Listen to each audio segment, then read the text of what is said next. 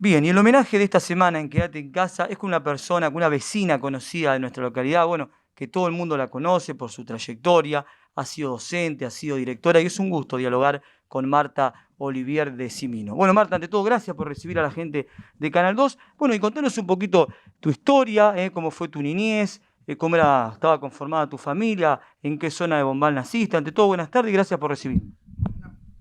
Buenas tardes, Horacio. Mucho gusto y muy agradecida por este homenaje, podríamos decir.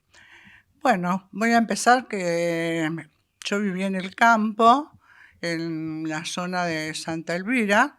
Vivía con mis padres y después de 10 años llegó mi hermana. Y venía a la escuela primaria a 517, actualmente escuela secundaria. Y bueno, vine de primero a séptimo grado a esa escuela. Después, para hacer la carrera docente, como en la zona no había como para hacerla, se mandaba a los hijos a estudiar a Rosario, a estar en colegios pupilas, o sea que uno tenía que permanecer en el colegio y donde dormíamos, nos daban la comida, teníamos las clases, los recreos respectivos, pero siempre adentro. Colegios de monjas, yo estudié en el Colegio del Huerto, en Rosario, y estuve ahí los 5 años porque me recibí de maestra, porque antes la carrera era 5 años, o sea, era 3 años de básico y después eran dos. En esos dos uno tenía que decidir o ser perito mercantil, que tenía las bases como de contadora, lo elemental, o ser docente. Así que me recibí que tenía 17 años. Bien, contale un poquito a la gente, bueno, si te gustaba la profesión cuando ya eras chica, si tenías ideas, si desde casa te inculcaban desde poder ser maestra. Y voy a dos preguntas en una, porque se habla mucho que los docentes de antes eran severos. Te pregunto por tus docentes, por tus maestras, cómo eran con vos, y cómo era también esa vida en Rosario, como vos decías, pupila, tal vez más encerrada. Contale un poquito eso a la gente. Sí, la vida del colegio, realmente cuando entré al colegio yo tenía 12 años y la de quinto tenían 17. Nosotros éramos como ovejitas desorientadas. No encontrábamos las habitaciones, el comedor y ellas se reían, nos cargaban, porque éramos chiquitas. Y aparte yo extrañaba muchísimo, lloré como un mes hasta que una noche la directora del colegio me llamó a la dirección y me dijo: Olivier, ¿usted se va a quedar a estudiar o se quede con sus padres? Bueno, entonces ahí dejé de llorar porque realmente me gustaba quedarme para estudiar y también estaba a sabiendas que mis padres estaban haciendo gran sacrificio para que yo pueda hacer lo mío, ¿no? Y la carrera surgió porque mis padres querían que estudiáramos y mi mamá desde chica le gustaba ser docente. Y ella tuvo la oportunidad solamente de ir 3 años a la escuela. Y ellos, como vivían en el campo, la escuela la mandaban a Vigán de unos parientes, así que hacían 3 años un hermano, 3 años otro hermano, como eran 6 hermanos, así que pero aprendió a leer y escribir. Entonces ella siempre decía que le gusta, que soñaba ser maestra, que soñaba ser maestra, que le gustaba que una de sus hijas fuera docente. Somos las dos docentes, pero bueno, y así surgió. Después, claro, el primer año fue muy bravo porque el cambio, se extrañaba estar encerrada. Antes no salíamos del campo, veníamos al pueblo y íbamos a visitar a un abuelo un día y volvíamos. Fue un cambio muy brusco. Entonces, costó hacer la carrera, pero bueno, pues uno se va acostumbrando a toda esa vida. Y terminé así el quinto año, entre luchas, rindiendo. Después fue justo en cuarto año, fue la época de la revolución, en el año 55. No, era segundo año antes. Y bueno, Eso fue una experiencia muy triste porque estábamos todos durmiendo, a las 2 de la mañana aparecieron todos los militares, nos levantaron todos de la cama, las chicas, nos revisaron la mesita de luz. A todo eso, las monjas, ya que no había nadie en el colegio, porque era entre esa época la revolución entre monjas y curas. Bueno. Entonces muchas se habían ido de particular, que habíamos quedado las alumnas y después de esa noche, bueno, nos revisaron todo, la mesita de luz, todo, y después al otro día nos dieron permiso para retirarnos del colegio. Fue una historia muy triste, ¿no? Y éramos muy chicas, así que eso uno siempre lo tiene presente. Y bueno, terminé el 5.º año, cumpliendo el sueño a mi mamá. Contabas que cuando yo entré al primer año era tan difícil el cambio que para estudiar también. Entonces la primera salida que vine a Bombal, que era para Pascua, mi mamá me dijo, ¿por qué no va de doña Delia Seguetti, que había sido mi maestra de 1.º a 7.º grado? Entonces la señora Delia, aparte de explicarme lo que yo llevaba para pedirle que me ayude, ella me aconsejó muy bien que me quedara, que era mi futuro, que mis padres estaban haciendo muchos sacrificios, o sea, que me habló de tal manera que me fui muy contenta y convencida. Muy bien, un muy lindo relato y en medio, bueno, de ese golpe de estado que hubo en el país justo cuando estabas estudiando. Bueno, contanos, te recibiste, cuál fue muy joven como maestra y bueno, cuáles fueron las instituciones que tú empezaste a dar clases. Bueno, mira, estuve en varios lugares, no fue fácil llegar a la etapa final, pero siempre trabajé. Apenas me recibí al año siguiente, empecé a trabajar en la escuela de Garufé, que me vino a buscar en ese entonces, era el director, el señor Fernández, hermano de la señora Irene Fernández de Tanoni. Y le hacía falta una maestra suplente porque trabajaba él como maestro y director y en esa época se unían los grados, entonces dábamos grados integrados. Y entonces yo trabajé todo el año como reemplazante. Ese fue el primer año. Después estuve 2 años en la escuela de Biondi y en esa época que no teníamos ni coche, nada, todo camino de tierra, así que yo me tenía que quedar en la casa de los Biondi, o sea, de doña Laura y don Américo Biondi, que son los papás de Coco, Angelito, Juan, de Olga, bueno, de unos cuantos hijos, ¿no? Y así que yo me quedaba de lunes a viernes ahí en lo de Biondi y después recién me iba a mi casa, que era en el campo del otro lado, porque estábamos en lugares distintos. Estuve ahí 2 años, así que tengo lindos recuerdos de un montón de familias, porque también me invitaban, me llevaban a su casa a comer.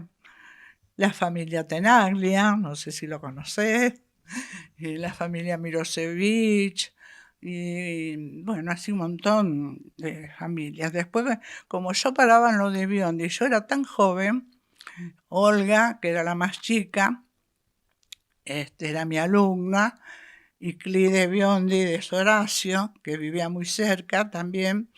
Los días de lluvia, después nos íbamos caminando con Olga a la casa de Clide, y la mamá entonces nos hacía pasteles, tomábamos mate. Y lo mismo sucedía cuando íbamos a la casa que también vivía cerca, que era la casa de Mascambroni, era la casa de Ana María Mascambroni, que falleció. Así que también, porque Ana María venía a la escuela, así que eran todos parientes, y aparte parientes, viste, en el campo se estilaba mucho esas reuniones de amistades. Pasamos por entonces la escuela, como se dice, de Garrofé, por la escuela de Biondi, y después te viniste aquí para la 517, te viniste para Bombal. Ante todo la pregunta, como estamos hablando de la trayectoria, ya todavía estabas de novia, todavía no te habías casado, todavía no llegaban los hijos, ¿cómo era tu vida en ese entonces? Ya estando de Biondi, estaba de novia con Pepe. Así que a veces a mitad de semana, cuando los Biondi venían al pueblo a hacer las compras, yo venía y nos veíamos con Pepe en la esquina del negocio. Y sí, ya estaba de novio y después estuve 7 años de novio, así que estuve un rato largo noviando. Y después yo de Biondi estuve trabajando un año en Villa Mugueta como reemplazante. Y después salieron los concursos. No, perdón. Y después tuve 4 años en la escuela 6214. Bueno, me presenté a concurso docente y me dieron la titularidad en la escuela 236 de Villa Mugueta. Estuve como titular 1 año y medio y luego me dieron el traslado a la escuela 517, actualmente la secundaria, como dijimos, y estuve ahí trabajando hasta el año 1978, siendo la directora doña María Ranzulia, donde llegando el mes de mayo de ese año se jubila. Es una jubilación de privilegios, se jubiló muy joven. Y entonces me ofrece la dirección de la escuela MIB, porque la señora Irene Tanoni, que era la primera en el escalafón, también se jubila, y la señora Ana Escampino estaba embarazada. Entonces yo no quería porque era un desafío muy importante, pero me correspondía a mí. Así que el 1 de junio del 78 tomo la dirección de la escuela como directora interina, el mismo año que el Mundial. Exactamente. Bien, y después llega la fusión de las dos escuelas, y te vas para el otro establecimiento, para el otro local. Contale un poquito, Marta, eso a la gente. Al año siguiente, en 1979, se fusionan las escuelas y quedamos como personal directivo. Nos mudamos, por supuesto, al local, nos fuimos a la escuela que era nacional, era la escuela 214. Lleva el 6 adelante porque son transferidas a las provincias. Entonces nos fuimos a la escuela 6214 y personal directivo queda como directora la señorita Mirta Lamas y yo como vicedirectora. Bueno, trabajé en ese cargo varios años hasta que Mirta también se va para Vigán y después sumí como directora interina, después vino directora titular, pero al grado no volví nunca, estuve siempre en cargos directivos interinos. Recién estuve muchos años como directora interina, llegando a siendo titular los 2 últimos años. Así, pero me jubiló como vicedirectora en el año 1993. ¿Qué tenés para contarme? Porque, bueno, yo me acuerdo, era chico, iba a la escuela, muchos de los que tienen mi edad, le has dado, has sido directora de muchos jóvenes y de adolescentes de nuestro pueblo, pero bueno, la escuela primero tenía 7 salones, después fue ampliándose, fue creciendo, llegó la democracia, distintos presidentes comunales, la escuela se fue agrandando, para hablar también un poco de las obras que se fueron haciendo en la tradicional, bueno, escuela primaria que tenemos, que está realmente muy hermosa, pero ¿qué recordás de esas obras que se fueron haciendo cuando vos ahí estabas como directora? Cuando estaba en la escuela se hizo el aula grande, que después la dividieron, hicieron algunas más chicas, y bueno, un sacrificio terrible que se hacía en esa época, no sé si se acuerda, cenas de tallarines con estofado, se trabajaba mucho, había una cooperadora y un club de madres muy unidos, extraordinario, y se trabajaba muy bien. Aparte, los padres muy colaboradores, venían a hacer los tallarines, se organizaba por turnos, siempre bajo el mando, la gente que organizaba, que era don Eugenio Bonifaci y Élida. Ellos daban las directivas y nosotros seguíamos su directiva para poder cumplir, que no alcance bien la comida, ¿no? Y siempre la verdad que el pueblo, los padres, los vecinos se portaron muy bien, siempre hemos tenido gente que cumplieron con nuestros sueños. Y después se siguió edificando, fue todo con mucho sacrificio. Se hicieron exposiciones también que fueron muy hermosas, también ahí se integró muchísimo el pueblo, hemos tenido muchísima gente de afuera, mucha colaboración, el personal docente que trabajaba a la par. Fueron años muy lindos, hermosos. La verdad que mi pasar por la docencia fue hermoso, porque siempre hubo mucho compañerismo a nivel docente, los padres siempre colaborando, escuchando. Siempre hay cosas como en la vida diaria, ¿no? Siempre hay problemas, no todo es fácil, es dulce. Bueno, pero se trabajaba muy bien. ¿Alguna anécdota de tantos años, ya sea como maestra en los distintos establecimientos que tuviste o tal vez como directora? Tal vez algo que tenés para algo gracioso o no, para contarle a la gente. Bueno, cuando contaba antes de la familia Biondi, porque que yo jugaba con las chicas, se puede decir, yo tenía 18 años, jugábamos con ella y después Clide me decía siempre, vos jugabas, dice, y al otro día, dice, me tomaba la tabla, pero no me la tomaba de corrido, me la tomaba en forma salteada a ver si yo la sabía. Y bueno, como esas cosas, después Rubén Constantino, que era un alumno que vivía en el campo, venía a caballo a la escuela. Justo una mañana tengo de visita al supervisor y Constantino no había llegado. Y llegó como 40 minutos después de la entrada. Entonces el supervisor le pregunta, ¿por qué llegó tarde? Y él le dijo, a mí señor se me empacó el petizo. Y después que a él no le dijo nada, pero el supervisor me llamó la atención a mí. A mí me causó risa porque, bueno, también estaba tan nerviosa y salió con esa respuesta, cosa de los chicos, la inocencia. Y cuando ya llegaba la jubilación, porque bueno, hubo contarle a la gente una ley, te jubilaste muy joven, dijiste en el año 93, ¿qué te pasó por la cabeza? ¿Que tenías ganas de seguir, ganas de jubilarte? ¿Te ibas a dedicar más a la familia, a la casa? ¿Qué te pasó por la cabeza? Cuando era la época de jubilarme, tenía un gestor, entonces fuimos la primera vez, Pepe no veía la hora que yo me jubile. Dice, vamos Marta, vamos a llenar las planillas. Bueno, fuimos a Rosario, llenamos las planillas, hicimos todo el trámite.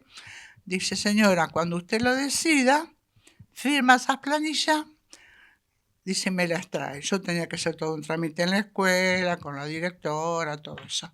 Bueno, resulta que a todo eso yo no iba nunca a llevar las planillas. Y entonces un día me llama el gestor y me dice, señora, dice, usted apúrese porque le van a cambiar la ley y se va a quedar adentro y no se va a poder jubilar. Bueno, ¿te imaginas? A la mañana, ya temprano, Pepe dice, vamos Rosario que tenía que presentar las planillas. Y bueno, así fue. Yo estuve en la escuela hasta el 8 de julio, que después empezaban las vacaciones, el último día fue el 8 de julio. Pero después tenía un mes de licencia, pero a la escuela no volví más, ya pasé a ser jubilada.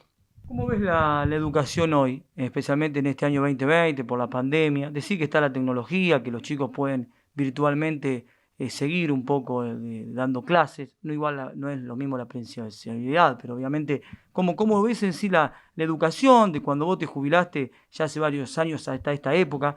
¿Qué te parecen? Hay muchos dichos que dicen los chicos aprendían más antes que ahora, o el mismo comportamiento, la conducta. ¿Qué tenés para decirme de eso? Bueno, mira, los cambios han sido muchos. O sea, desde que yo me jubilé ya pasaron un montón de años. Ha ido evolucionando la sociedad en todo sentido. Entonces, no podemos comparar cómo se vive actualmente, porque ahora tenemos muchos medios, la logística que antes no existía, y otros miles de factores a nivel familiar, económico, que todo influye en el alumno. es mucho el cambio, entonces todo repercute en la educación.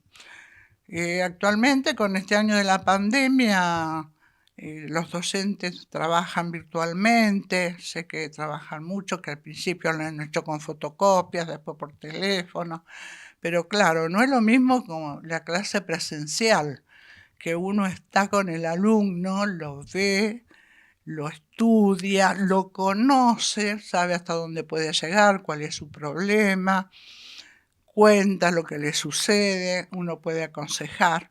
Así es tan frío, es muy frío, y no todos los hogares, todas las mamás están en condiciones a lo mejor de poder ayudar al hijo por varias razones, por trabajo, por falta de conocimiento, porque hay contenidos que no lo conoce, se le hace difícil para explicar, para ayudar al hijo. Es muy difícil la situación actual. Hay muchos factores. No hablemos de lo económico, de los alumnos que no se alimentan, que la alimentación pasa a todo, influye al cerebro.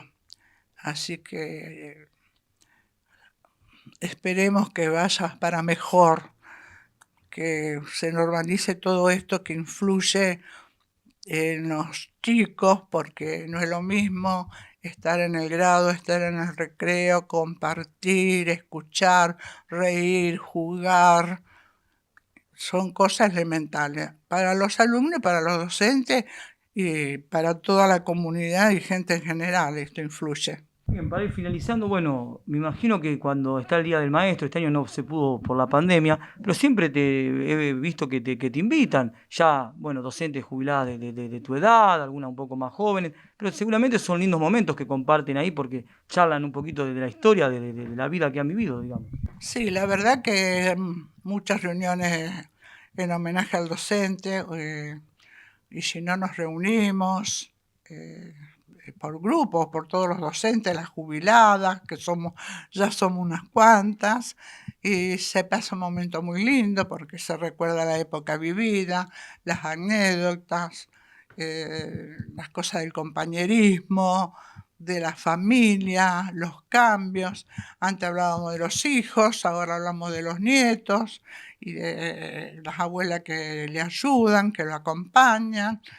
Sí, es todo muy hermoso. Por último, ahí tenés la cámara, Marta. Gracias por haber aceptado este homenaje que hacemos, bueno, semanalmente en nuestro programa.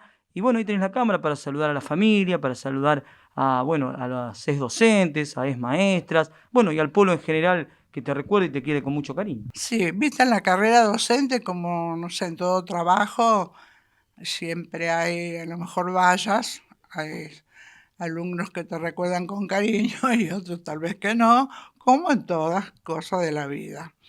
Pero, como te dije antes, fue muy hermoso trabajar como docente en mi carrera y a todo eso mi carrera siempre he sido acompañada por mi familia, primero por mis padres, y que ellos me dieron la oportunidad de ser docente. Y después, ya cuando me casé, por mi esposo y después por mis suegros, que acá vivíamos en familia y ellos me criaron los hijos. Y después ya los hijos vinieron grandes y también me acompañaban porque la madre no estaba presente siempre, faltaban sus horas de trabajo. Así que mi agradecimiento va para toda mi familia y la verdad que tengo recuerdos inolvidables de padres, de gente, de público, que yo no me lo voy a olvidar nunca. Y le quiero agradecer a ustedes por este encuentro, porque es como una caricia al alma recordar todo esto. Muchísimas gracias.